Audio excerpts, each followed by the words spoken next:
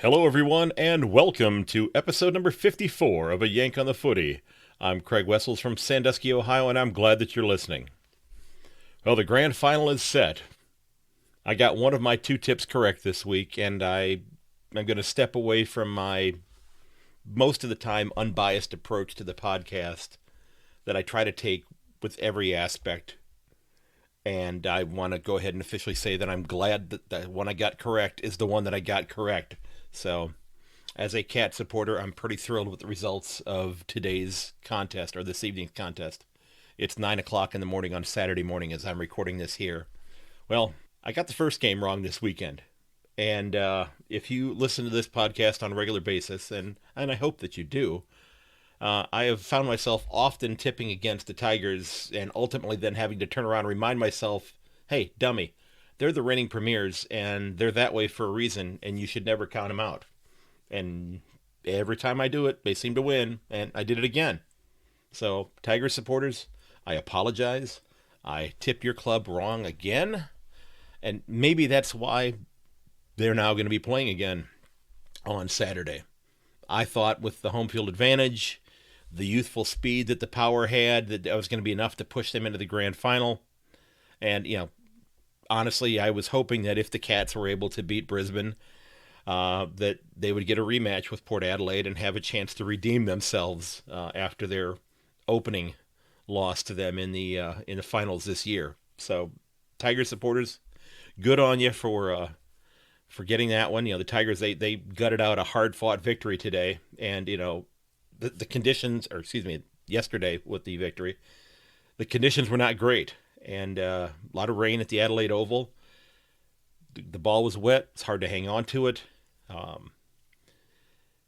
Reminded me here in the States, in some of the smaller counties around the country, especially in the rural areas, and they used to do this quite frequently, and I haven't been to a fair recently, but they used to have what they called a greased pig competition, where they would have like a little piglet that they would actually lube up with some sort of grease or vegetable oil or something that make it slippery, and kids would have to run around inside an arena and try to catch this little piglet as kind of a little contest. And that's what it looked like trying to pick up the ball yesterday in Adelaide because of the nasty weather. But the Power, they battled hard. Port supporters, you got nothing to hang your head about. Yes, absolutely, you want to play finals, but it was a valiant effort on the part of Port Adelaide, similar to the Cats last year being the minor premiers. The future is definitely bright with the Power, but the Power, they, like I said, they battled hard. They matched the Tigers with 6 goals, but the Tigers were able to add another half dozen minor scores in order to put them over the top. They were, of course, paced by Kane Lambert and Dusty Martin. They both had a couple of goals, while Martin had 21 disposals. Connor Rosé played a fantastic game for the Power. Very impressive contest, kicking 2 goals himself.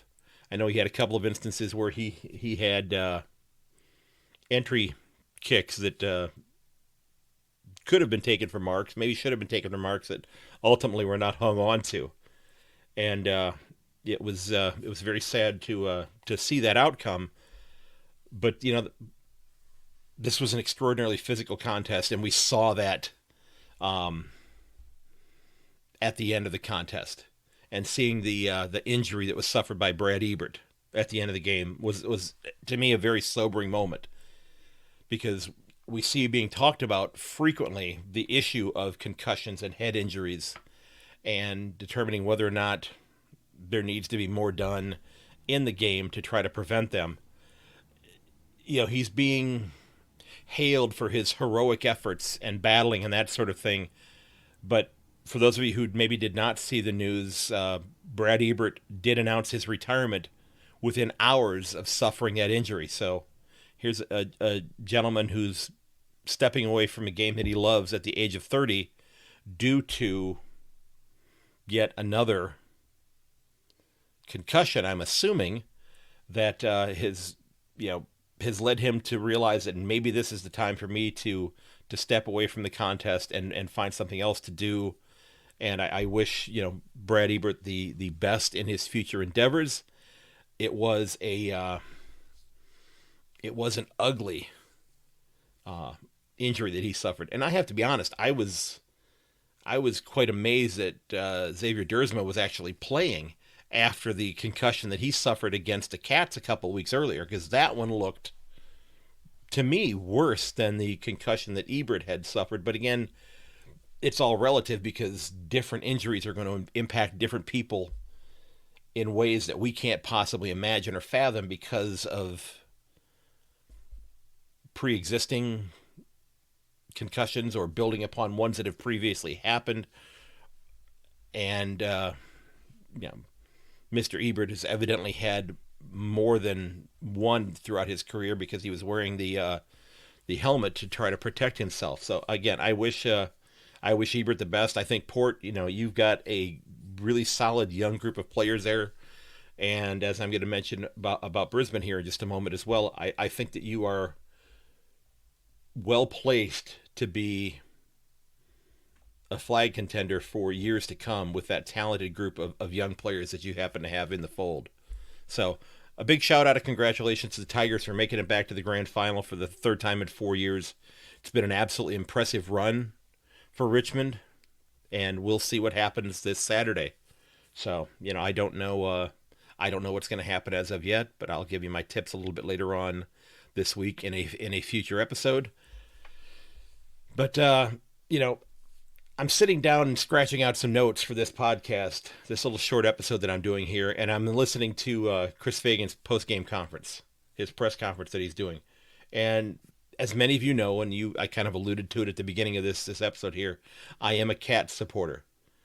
And they're not the sole focus of this podcast. This is not a Cats-centric podcast. I try to talk about as many different clubs as possible. I try to bring as many different things in as possible because I'm trying to learn as much about the game as I can. I'm trying to learn about the people that are in the game as well because, it's fine and dandy to know who all of the different folks are that wear the blue and white hoops, but I want to know the opponents. I want to know who's playing in other games and that type of thing and know their backgrounds and who's on their list but isn't in the 22 this week. I'm trying to build upon that stuff, and if I was to focus just on Geelong, that would be happening at a much, much slower pace.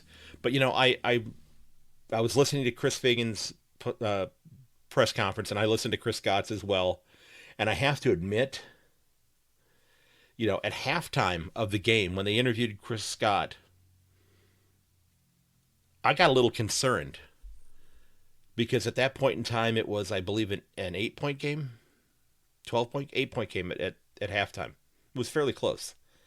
And he was very confident about the Cats' performance in the first half. I think he even referred to it as dominant at halftime. And I had not heard that from him that I can remember in other contests. And that was that kind of floored me. I was taken aback by that because I wasn't sure if that was just confidence. Was it cockiness? Was it arrogance? But it was interesting to see him say that. And, I was really concerned because, again, I've been a sports fan for over half a century. And, I support teams that are from Cleveland, Ohio. And if you follow sports here in the United States at all, Cleveland sports have led to more heartbreaks than probably any other community in the United States when it comes to sports. The Indians losing World Series contests that they seemingly had won. The Cavaliers, going back to the time when Michael Jordan was in his heyday and was a dominant player, the Cavs always had a very, very good club, but they could never get past Jordan's Bulls. The Browns had several instances back in the 1980s where they got very close to the Super Bowl and something happened to prevent them from getting there. And we've had, basically 2 decades of futility since they've come back. So I was a little apprehensive about Chris Scott's comments, but, like I said, it worried me. But of course, he knows infinitely more about this game than I would know in a dozen lifetimes. So I have to defer to him. He evidently knew what he was talking about because we saw what transpired in the second half. Now, again, I did tip the Cats by 8 points in this game. and I've had several people reach out to me in comments on the Podbean app and have said that I needed to be a little more uh, aggressive in terms of my tipping. Now, this is a preliminary final here. These are two very close teams. Even in games that were, between clubs that were, at the top of the ladder and towards the bottom of the ladder, I was usually pretty conservative in my tipping, and I did that for a number of reasons. Okay, one, especially if I was tipping the Cats game. One, I didn't want to come off being a cocky supporter of a team that's pretty decent, that type of thing. And secondly, I did not want to, and I still don't. I don't want to alienate any of you who are listening to the podcast who support other teams and think, well, gosh, he thinks that my club never has a chance of winning, and look, he said that I'm going to win. My club's going to lose by 50 points this week. So why should I bother listening to this guy? So part of it's psychology, I guess. But the Cats, they didn't disappoint today. They went into this game with the Lions having lost a terrific defender in Darcy Gardner, who had a bit of a knee injury, I guess, during a practice match during the week. And they replaced him with Jack Payne, who's only played in 4 games. And, Gary Rowan was quicker than him for quite a bit of the game, but he did a pretty decent job of handling himself. So, the Lions have to be thrilled with the effort that he put forward. And, Brisbane battled hard in the first half. Charlie Cameron was Charlie Cameron early on in the game, scoring the first 2 goals. I ran into somebody that online during the course of the game, a Cat supporter who had asked whether or not they thought that Charlie Cameron was, I don't think the word was arrogant, but it was kind of like a showboat, was cocky, that sort of thing. And I responded, I said I think he's confident in his abilities. I think he maybe learned a lot from Eddie Betts, having grown into his role under him or alongside him in Adelaide. And I said also, if he was wearing blue and white hoops, we wouldn't even notice, because he'd be our guy. He'd be on our club, so we wouldn't even notice that he was being that way. It's like the whole thing, like with Xavier Dersma, when he kicks a goal and he does a little bow and arrow routine. And I saw some Richmond supporters giving him grief about that. But yeah, I think Charlie Cameron had a dynamite first half, but then the Cats figured out a way to basically shut him down. They shut Lachie Neale down for most of the game as well, and they played terrific footy today.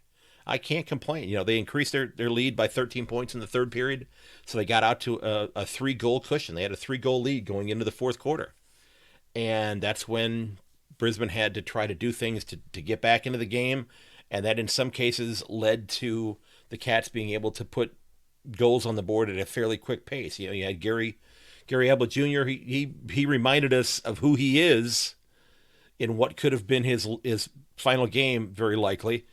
Kicking a couple of goals in a very short period of time. That you had Gary Rowan, who found the goal 3 times during the course of the game. One of them after the siren, when it was definitely a moot point. That gave us the 40-point margin there. And Tom Siren kicked 2 goals 3, so still not as accurate as you might hope for the Coleman medalist, but hopefully that'll give him a little bit of confidence going into next week. It's nice that he's hopefully going to be able to play next week. I don't think he's getting reported for anything, but this is a veteran group, and you had 2 players going in who may very well likely have been playing their final game, with Gary Ablett, alluding to the fact that he's probably going to be done after this season, and the very, very distinct likelihood that Harry Taylor may be done as well after this year. So this is going to be an opportunity for these guys to go after their first flag since 2011, which was several years before I started following the game. And I have to be honest with you, I'm very excited. As a Cleveland fan, there aren't very many opportunities where our clubs get a chance to play for a championship in whatever the sport may be. Sure, the Cavaliers beat the Warriors back in 2016 to win the first championship since I was 1 year old. That was 1964. I was a year old when the Cleveland Browns won the NFL championship. The Indians have not won the World Series since my mom was 6 years old, and she will be 78 next month. It's a bit of a drought for them. It's the longest drought in baseball. They've gone the longest without having won the World Series. So, I'm thrilled for the Cats, but I have to admit I'm a huge Chris Fagan fan. Getting back to the senior coach from Brisbane, I love his approach to the game. I know I've mentioned this in previous episodes. I think regardless the sport, if he had the skill set to coach soccer or cricket or baseball or rugby, whatever it may be, I think a team would want somebody like Chris Fagan leading their club, because he seems to be such a nurturing coach that helps to bring out the best that he can in his players. And, sure, he's fiery. We've seen instances where he's gotten angry and upset, and there's been the camera on him where he's definitely yelling. But he's kind of that father figure that they keep talking about. And, I think he's a terrific coach. And, I do believe that, he seems to be, from what I can tell, from what I've seen in interviews, what I've seen in discussions with him, seems to be a tremendously nice gentleman. Yeah, and he's roughly my age. He's around there, maybe a few years younger than I am. But and I'm confident that, with his abilities and the club that they have, the Lions are going to be a flag contender for many years to come. And as he alluded to in his post-game press conference today, he kind of let the cat out of the bag on something that I think most of us realize is happening, that Joe Danaher is probably going to be wearing the lion on his Guernsey next year. So that could certainly, if he's healthy, could certainly help them with their ability to score, taking marks in the forward 50, because that's something that he excels at. Now, again, this is going to be a very short episode today, but 2020, folks, this has been probably the most unique year in our lives.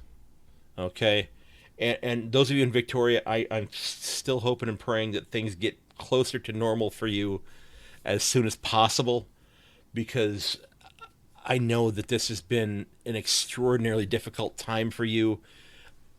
I'm not going to get into the politics of it because I don't know enough about the politics there, but I know that there are many of you who are frustrated for one reason or another about what's happening there, and you're not happy with the job that maybe elected officials are doing. I don't know enough about it. I'm not going to comment. That's not my place to do that. But I hope that things get better for you as quickly as it possibly can, to allow you to go back and get your lives back to as normal as possible. And, for those of you who are lifelong footy supporters, you're going to have stories that you're going to be able to tell your grandchildren about this game, about how you handled 2020 in terms of what you were not able to do and how you got through it. And you're going to be able to talk about how your club handled 2020. Because it's very likely that, your grandchild may end up being a supporter of the club that you support. If you're doing your job as a grandparent, that's usually how it works out. I'm hoping that someday I'll have grandkids, and I know they'll have plenty of Cats gear. Even though my kids don't watch the game at all, I'll make sure that my grandkid has some of that. I hope that, in an extraordinarily minute, small way, that I've been able to provide you with a small distraction each week to try to help entertain you. Okay, I truly appreciate those of you who are listening, and I know there are so many other options out there for you to spend your time, and I cannot thank you enough for tuning in to listen to my rants or my ramblings about this game that I've fallen in love with, this game that you love. So I'm truly appreciative of you doing that, and I just hope that things start to change for you here real soon, especially those of you in Victoria. It sounds like the rest of the country, things are getting close to back to normal. I did want to let you know before I wrap this up that later on this evening I'm going to be sitting down with Jackson and Harper, who host the Where Do We Begin podcast, and we're going to talk about the prelims and the grand final. I guess they're going to want to talk about my views as far as what I see happening in the grand final. I'm not sure. We really haven't gone over any questions or anything like that, but looking forward to talking to them. We've been kind of playing tag through email for a couple of weeks, trying to set up a time for myself to go onto their podcast and for me to bring them on to this podcast as well. And once the season wraps up, I'm planning on getting back into a lot more interviews than I have been doing recently. But, ladies and gentlemen, don't forget that if you'd like to sign up for my mailing list, where you'll get the podcast sent to you directly after it's been published, there is a link in the show notes for you. I'm not going to spam you with a bunch of emails or anything of that nature, but I would love to add you to that list if you're interested in having it sent to you directly as soon as it comes out. Also, if you have an idea for a show topic, or if you know someone you think would be a great guest on the show, please feel free to drop me a DM on Twitter. You can reach me at yank_on or shoot me an email at yankonthefooty@gmail.com. I'd love to hear from you.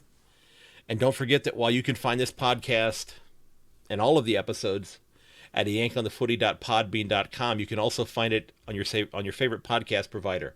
It's also available on YouTube as well.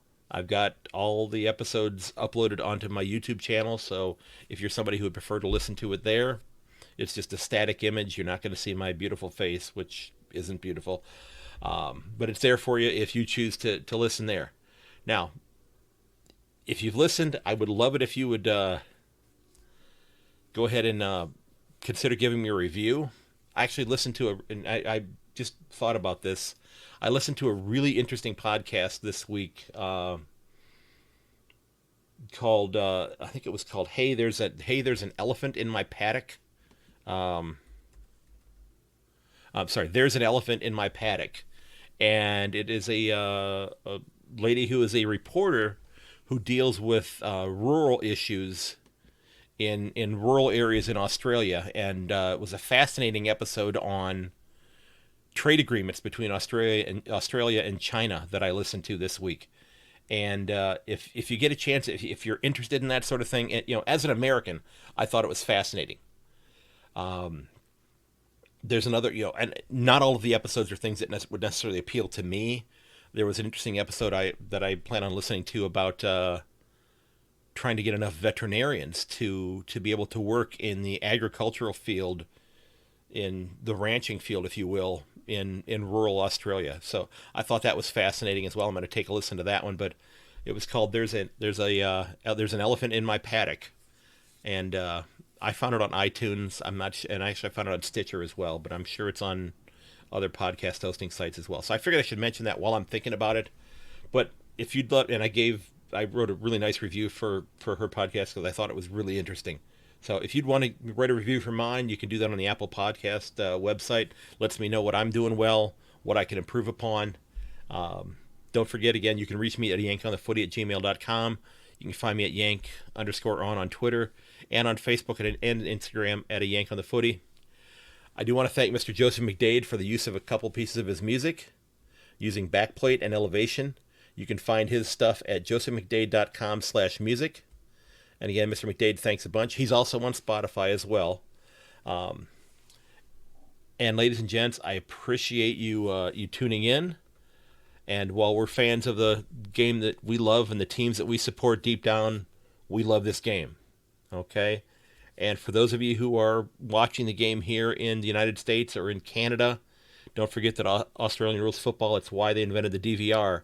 And I'm looking forward to seeing what the AFANA website says, but rumor has it that the grand final is going to be on free TV here in the U.S.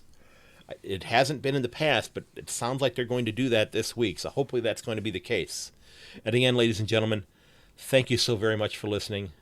I ask that you consider sharing the podcast with your friends and family, and may your dribble kick never hit the post. I'll catch you later.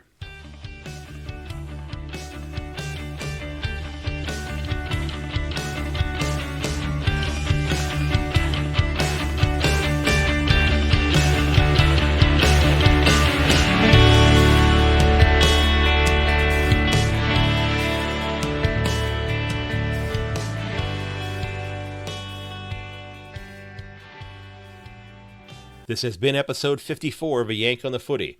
Don't forget that you can reach me at yank_on or at ayankonthefooty@gmail.com. You can also find me on Instagram and Facebook at A Yank on the Footy. Again, ladies and gentlemen, thanks for listening. And until next time, goodbye.